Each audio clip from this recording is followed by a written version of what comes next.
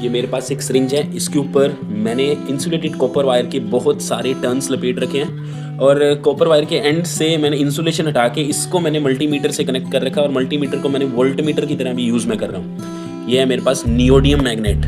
अब देखो इससे मैं क्या करने वाला हूँ। इस नियोडियम मैग्नेट को मैं इस कॉइल के अंदर यानी सिरिंज के अंदर डाल दिया। आप उधर देखना, अभी जो वोल्टेज की रीडिंग है वो 0 है, कोई बैटरी हमने नहीं लगा रखी इस वायर पे, तो वोल्टेज 0 ही रहेगी।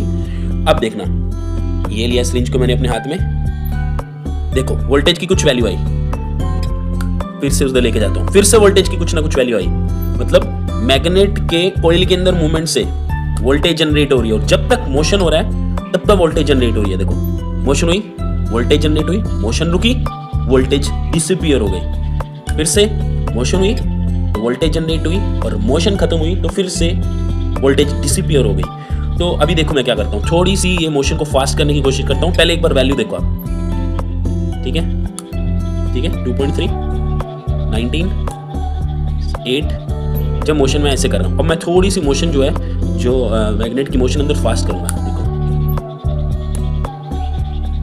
26, 29, 33, ठीक है।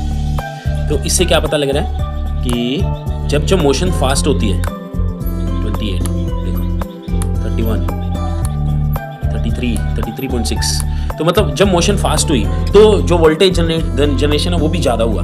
तो ये है Faraday's law of electromagnetic induction. इस प्रिंसिपल की वजह से यहाँ पे वोल्टेज या ईएमएफ जनरेट हो रहा है। अब ये लॉ क्या कहता है, ये लॉ कहता है कि किसी कॉइल में से ठीक है, कॉइल में से अगर हम मैग्नेटिक फील्ड या मैग्नेटिक फ्लक्स चेंज करते हैं तो वहाँ पे ईएमएफ एंड करंट जनरेट हो जाता है। और जितना जल्दी हम मैग्नेटिक फील्ड या मैग्नेटिक फ्लक्स चेंज करते हैं उतना ही ज़्यादा ईएमएफ एंड करंट प्रोड्यूस होता है, ठीक है। तो अब हो क्या रहा है, ये नियोडियम मैग्नेट है, इस मैग्नेट के आसपास क्या है, मैग्नेटिक फील्ड, इस मैग्नेट के आसपास क्या है, मैग्नेटिक फील्ड। तो इस मैग्नेटिक फील्ड यानी कि मैग्नेट को जब मैंने इसके अंदर डाला और उसके बाद में जब मैंने इसको ऐसे शेक करना शुरू किया तो क्या हुआ, ये मैग्नेट इधर उधर मूव कर रही थी और मैग्नेट के इधर उधर मूव करने से इसके अराउंड का मैग्नेटिक फील्ड भी मूव कर रहा था।